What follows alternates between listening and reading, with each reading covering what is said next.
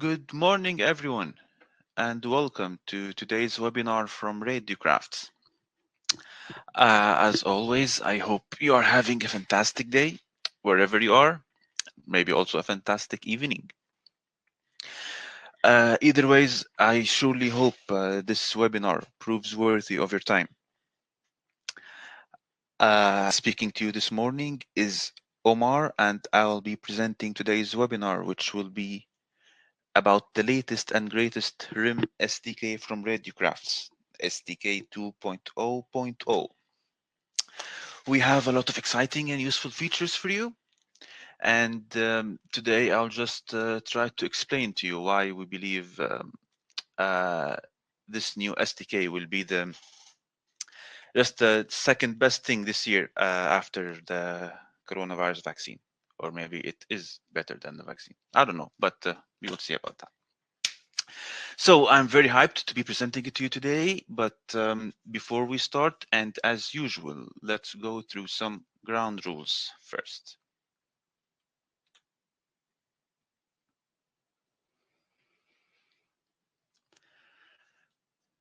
As always, we try to keep it short and simple. So today's webinar is scheduled for approximately 30 minutes, and we will try to keep 15 minutes at the end to have a short Q&A session. Please feel free to introduce yourselves in the chat window you see to the right. Just write your name, where you're listening to us from. And of course, for convenience, we will post a recorded version of the webinar on our website after it's over, in case you want to go over and check it again. And also for more details on all the topics we will likely touch on in this webinar, you can always check our knowledge database, our document library, with all the white papers and the application notes.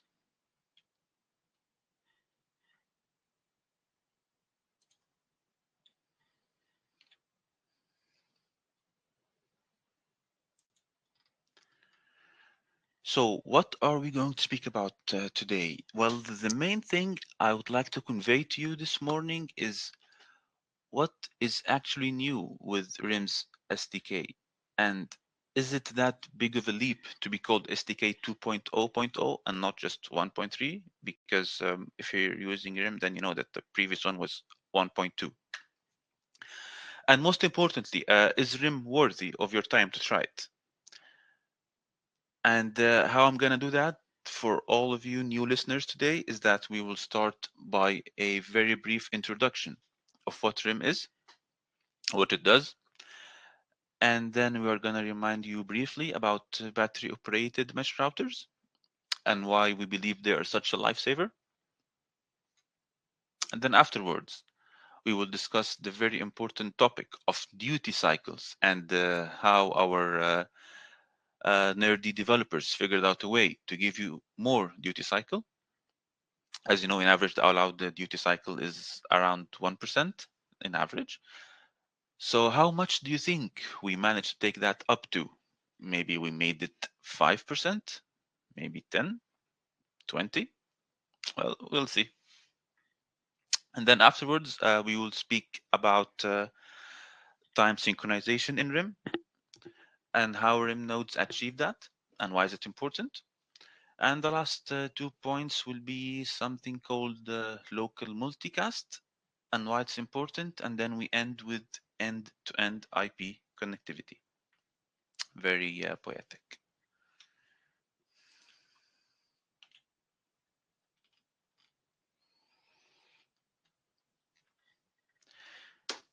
So very briefly, RIIM is Radiocraft's unique end-to-end IP mesh network. It's designed mainly for massive IoT, industrial IoT, and smart city IoT networks. 20 years of experience in the RF domain were put into developing RIIM to be an enabler to a wide variety of use cases. Our expertise is reflected in how versatile RIIM is. Firstly, it operates in the sub 1 GHz band. for license-free and long-range operation. The main supported bands there are the 868 and then around 915 megahertz.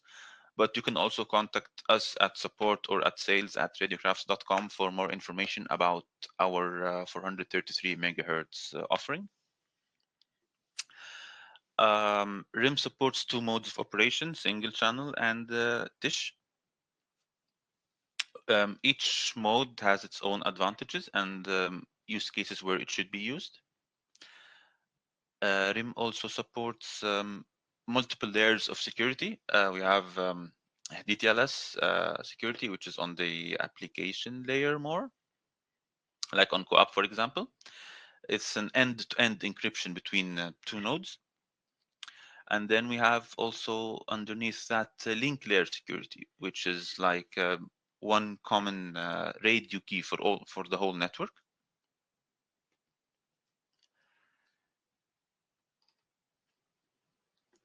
As for range, RIM high power can easily reach more than 10 kilometers in line of sight conditions, maybe 15. It always depends, but what we are sure of is that it will be easily more than 10 kilometers line of sight. And then, of course, when you multiply that by the fact that we have 28 hops with RIM, so you find that you can basically cover an entire city with one RIM network. And last but not least, RIM also supports full two-way communications with very short delays and support for cloud connectivity.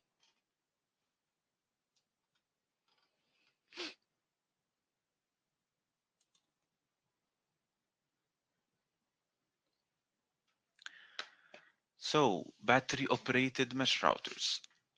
I know we have spoken about this before, so I'll just mention it very briefly. In conventional RIM, nodes can be either leaf nodes, mesh routers, or border router. The difference is that leaf nodes can go to sleep and only wake up at certain times. That's why they can't have child nodes. While on the other hand, mesh routers have to always be awake, as they might have child nodes. Because children don't let you sleep. It's the same with RIM nodes. So with Dish, we released a new version of mesh routers which can maintain their function as parent nodes while actually being able to be operated by batteries.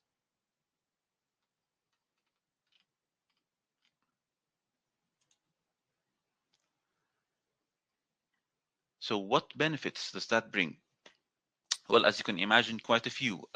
Firstly, it allows for extended range for up to 28 hops without the need for power infrastructure or manual configuration, which means we can extend range very easily by just plugging in batteries to the mesh router device and switching it on. And that's about it. To make your life easier and spare you the effort of tweaking and adjusting the source code yourself, we offer 3 preset configurations for battery operated mesh routers. One for maximum throughput. On one end, we have throughput, so one has maximum throughput, and then on the other hand, we have, when you have the least throughput, then you'll have the maximum power saving on the opposite end. So one maximizes throughput, one maximizes battery saving, and a middle solution, which is kind of balance between the two. So all you need to do is to decide which configuration better suits your application and just ask for it.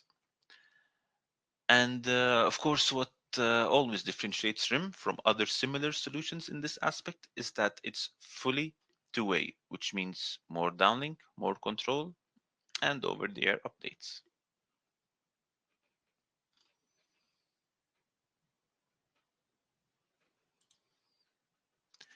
So how does that actually work? Very briefly, this is enabled when using TISH, which stands for Time Synchronized Channel Hopping. In TISH, nodes form a synchronized network. This network broadcasts beacons. All nodes in the network broadcast beacons, which contain timing information. And this will prove very important just soon. Child nodes continuously correct their relative clock drift to their parent through this timing information received. The airtime in Tish is divided into a continuously repeated set of slots, and a node is only allowed to communicate during its assigned slots. Each slot is 40 milliseconds. So that means that the radio doesn't have to be on all the time. Nodes can sleep most of the time and only wake up in the 40 millisecond time slots where they know that they have to transmit or receive.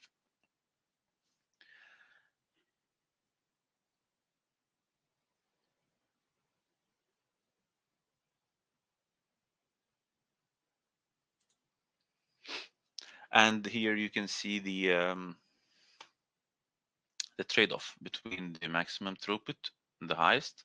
And of course, when you have maximum throughput, you will have the least battery, the most battery consumption, the least saving, and opposite. And when you have more throughput, then of course it means that you can form your network faster because you can send and receive more beacons. So it's always a trade-off between battery consumption, saving battery, throughput needed, network formation time. These are the parameters which you can trade off.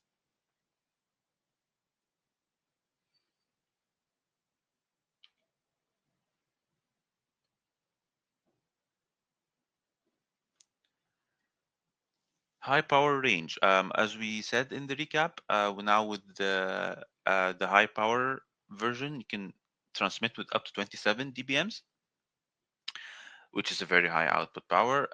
It's also now with Tish, we have the option of frequency hopping, which means it can be easily FCC'd for 500 milliwatts for transmissions in the FCC area, like the US. And with the mesh structure, you can add more hops, so up to 28 hops with more than 10 kilometers per hop. So that's quite a big range. And of course, you can see more on the measurements in application note 34.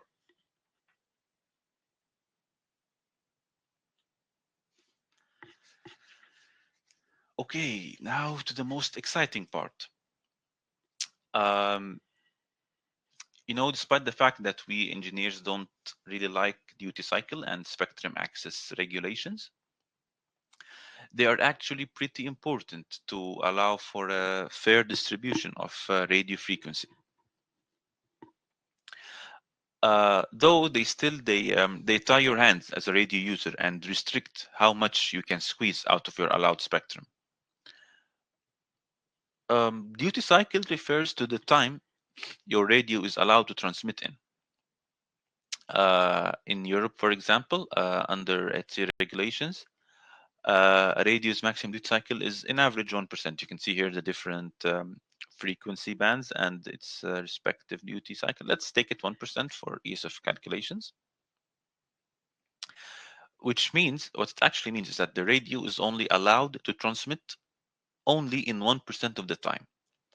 So if you take it for 1 hour, you are only allowed to transmit for 36 seconds divided over all that 1 hour, which is of course a very, very small time on air. And of course, very little time directly translates to little or low throughput.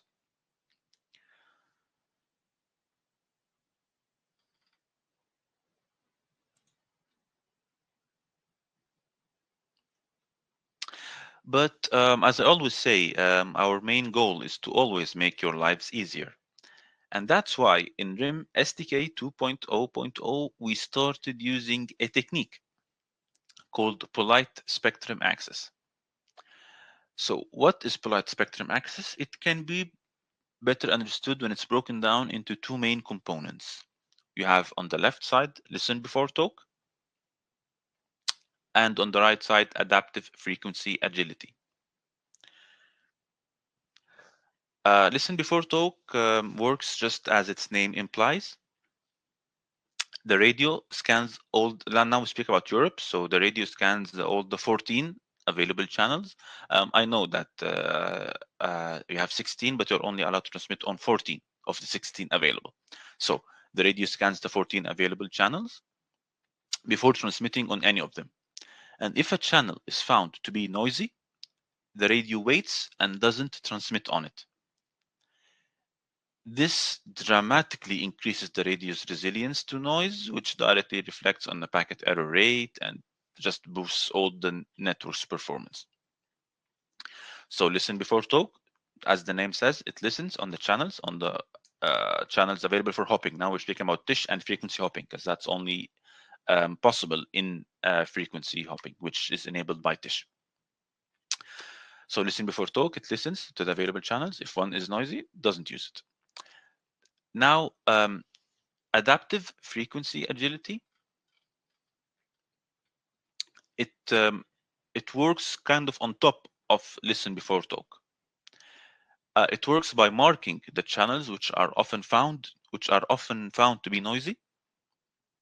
Then it drops those channels from the hopping list, which ensures that the radio only uses the channels with the least noise.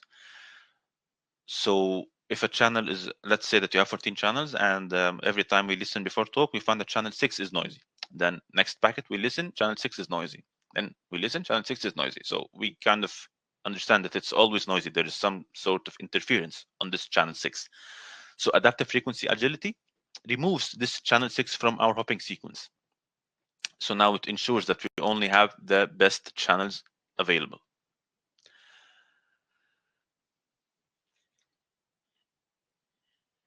So what does all this have to do with duty cycle? Well, according to ETSI regulations, any radio implementing polite spectrum access, which is done by these two, listen before talk and adaptive frequency agility, can increase the time it can utilize a single channel from 1%, as we spoke before, to 2.76%. That's for one channel. Then you multiply it by 14 channels. This means that the whole system's duty cycle is now 37.8%, which is absolutely amazing. From 1% to 37.8%. Just imagine what you can do with 37 times more time on air than the system you are using now.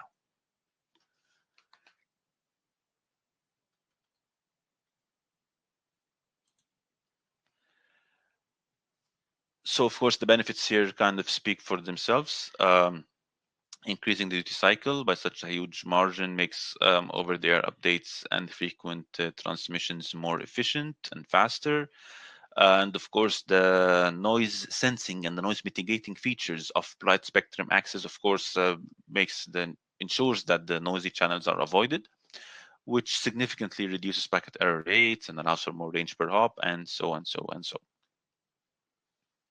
And of course, now you can see why that if you use that, then you're allowed to have more duty cycle, because now you're mitigating interference, which is the kind of the main idea of ETSI. So that makes sense.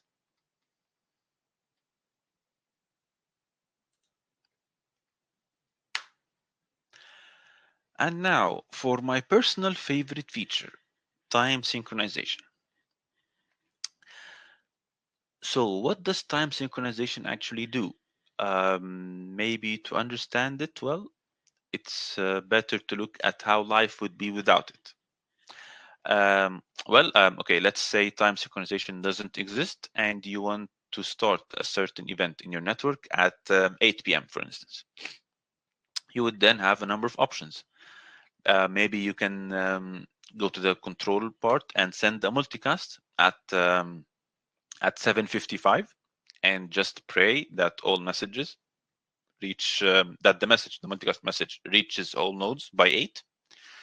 And even if they do, the message would reach every node at a certain different time, dependent on where it is in the mesh. And of course, this will mean that the event will start at different times all over the network, which can be a bit chaotic. Like imagine you have a street lighting network and you send a multicast of turn lights on, and then every light pole just turns on at a different time by itself individually. It will be more of a disco than a street. A second option you might think of is to connect a GPS module to each node, which is not quite the best option, financially at least, GPS modems are not cheap. If you multiply that by the number of nodes you have in your network, then you will not be happy with the end result.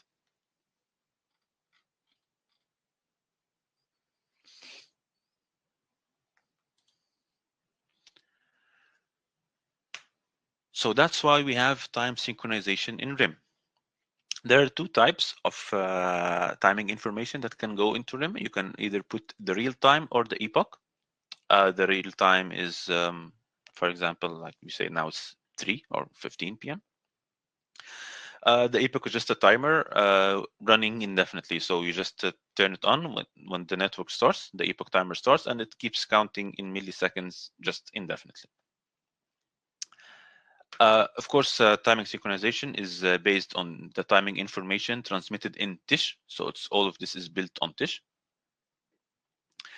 How it works is that the border router receives timing information. You feed it to it either through a co-op message from an external server or cloud.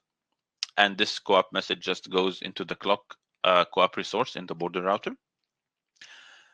Or maybe through UDP messaging, then the timing information is extracted through an EC application. You write it in C code to extract timing information from that UDP payload.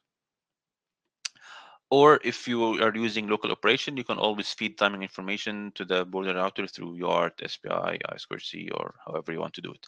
So the main important thing is that the border router receives the timing information. Once it does that, it will transmit it to all its child nodes, and they will all have this common understanding of time.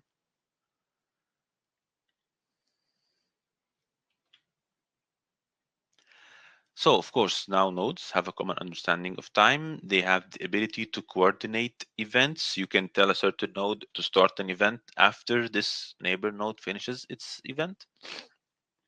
Which means that it creates awareness of each node's relative time to other nodes. Very important thing is that it allows for time stamping certain events. Sometimes in some applications, you need to know the time of certain packets sent.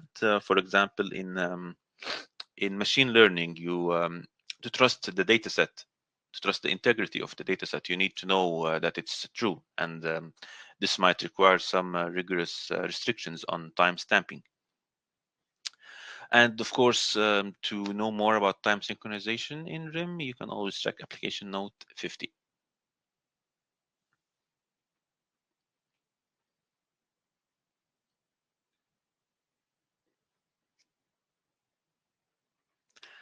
One-hop multicast. So what is one-hop multicast? It's like the normal multicast, but it only reaches nodes registered as a first neighbor. How does this benefit? It gives you less network traffic and less latency, less network flooding. So how it works is, let's imagine you have a street lighting network, and it's the lights, you set it as that the lights are always off, and when a car is passing, they turn on just for that car, then they turn off again. So when you detect that one car is passing, you need to turn the lights on. But do you really need to turn the lights of all the network on? No, that's when you use the one-hop multicast or a local multicast. The first light pole detects that the car is coming, so it just sends a local multicast to its immediate neighbors to turn on the lights too. So that's how you have, it's a multicast, it's too many nodes, but it's only local in the same area, just for the first nodes, not a global multicast like the one the border router sends, which is to all the network. So when you think about this of course reduces the network traffic, and less network traffic means more payload available for you, so less latency and less network flooding.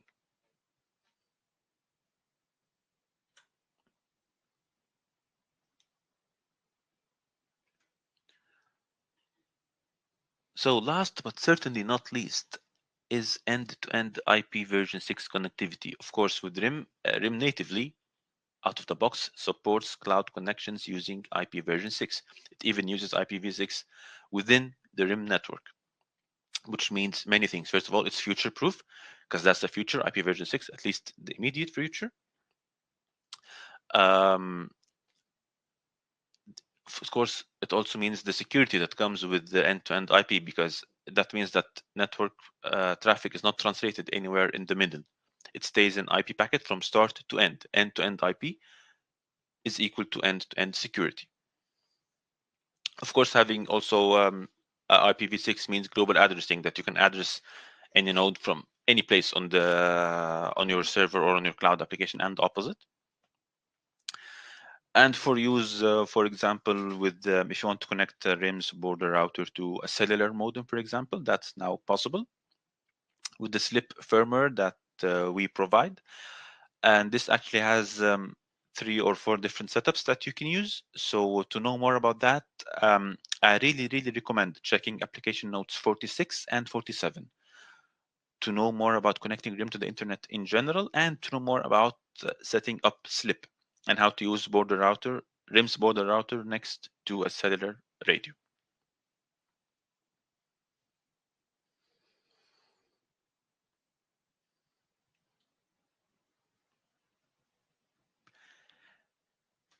And of course, for our Australian and customers from New Zealand, we now have a new band which we set. So you can get the preset. It's a new band defined that enables frequency hopping on the 20 channels available for Australia and New Zealand. And we also support both versions of RIM, the high power and 27 dBms output power, and the low power with 14 dBm.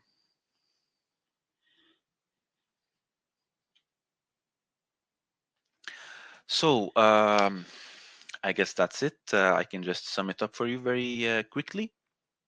We spoke today about RIM's new SDK 2.0.0 and what is actually new in this SDK, and is it useful? Is it beneficial?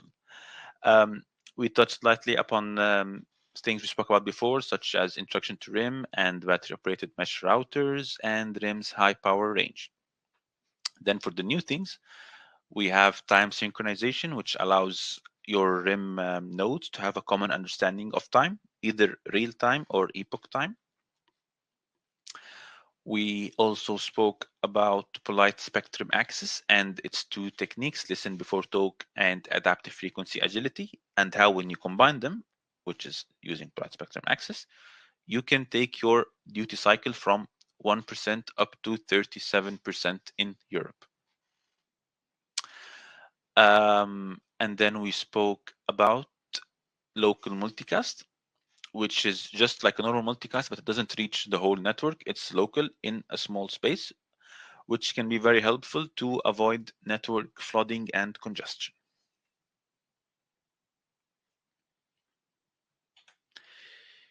I'm really thankful for all of you for giving us the time and giving me the opportunity to speak to you this morning.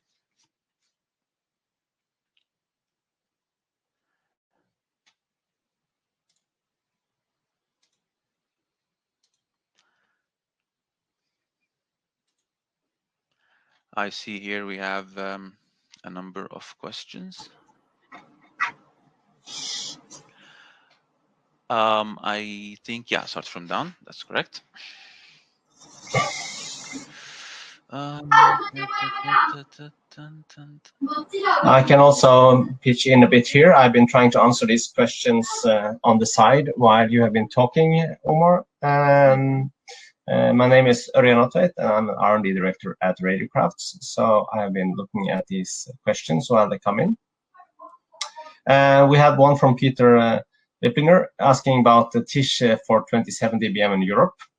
And that is, of course, related to the fact that in Europe we only have one channel, which is this high power channel, which is at least pan-European.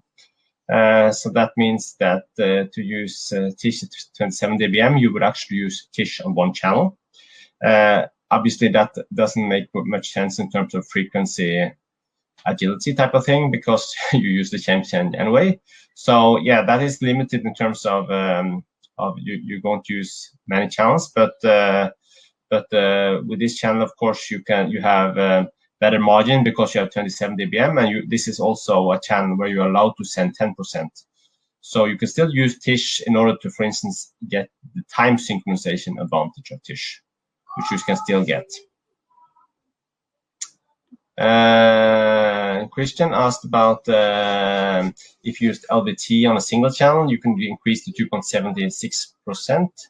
Unfortunately, that's not how the ETSI standard is understood, because in order to basically, in order for a single channel to be higher, you need to both have this LBT, but you also have to have a feature where you say, if your channel is a lot of noise, you change to like a backup channel or something. So you need to have a frequency adaptivity still, and you will still only get 2.67%. So it doesn't really give a lot of value, even though you introduce LBT plus like frequency avoidance, I think they call it, that you move to like a backup frequency, but you're still on one channel.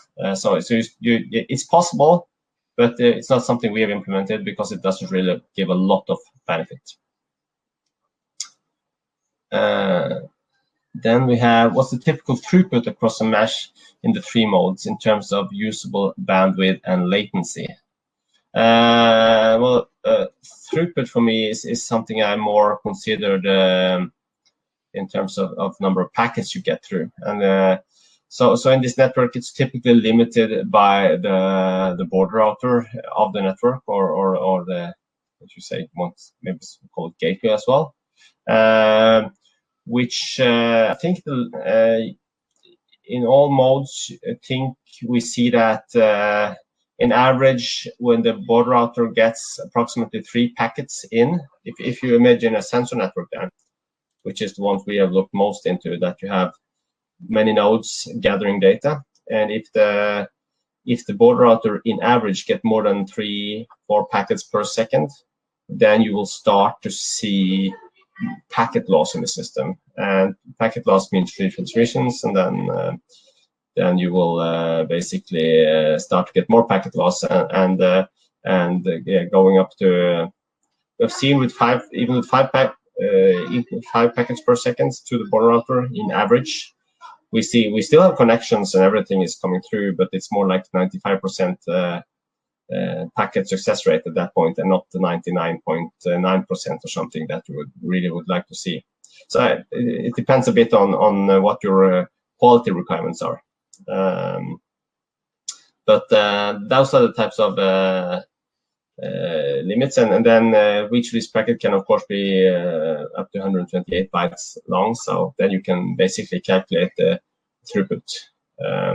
Using this local multicast of course enables better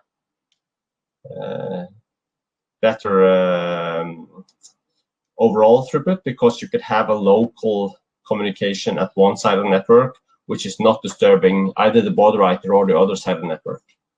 So yeah.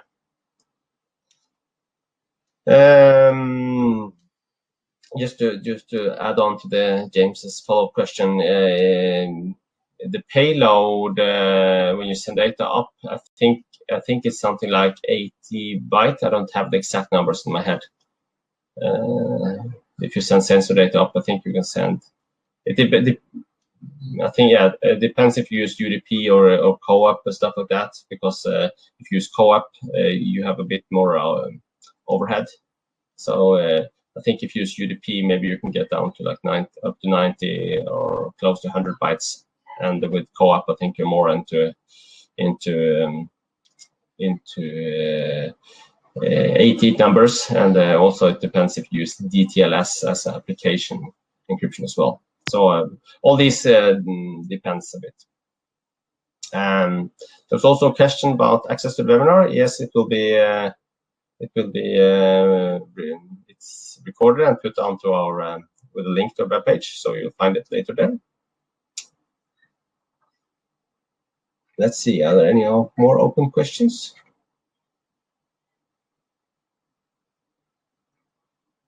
No, I think that's it. So maybe you want to round up, Omar. Yes, so thanks, Örjan, for the helpful input. So guys, I hope that was informative. I hope it was fun as much as I could. I hope you learned something new, and thank you for giving us your time this morning. And I hope we see you all soon in our next webinar. Yeah, there is one. There was one extra question coming in there.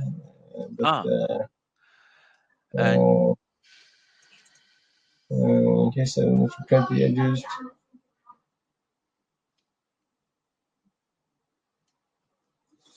Yeah, so 200 units, 200 nodes should be possible to use in the network. If you have 200 edge like leaf nodes, obviously you need more than one router, because yeah, you have to have more.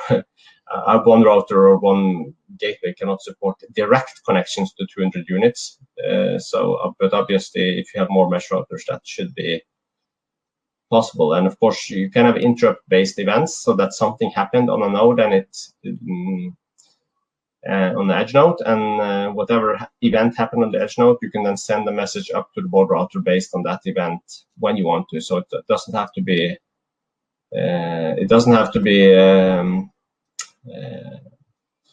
Pulled or anything from the gateway. It can be pushed up from based on interrupts on the edges. So I hope that answers your question, Shai. And otherwise, I'm sure we can take more details offline afterwards. And yes, remember, you can always send us your questions to support@radiocrafts.com or sales@radiocrafts.com if it's a sales question. You can visit our website and check our document library, which has tons of useful information about RIIM, from webinars, presentations, white papers, application notes, user manuals, and everything. Shai is asking how many mesh router need for 200 nodes. I guess this will depend, Shai, on the on how they are laid out, on the layout of the network and the architecture. If they are like a chain, or are they like in a circle? This kind of topology, there's no exact number for that. It will depend on how you lay them out.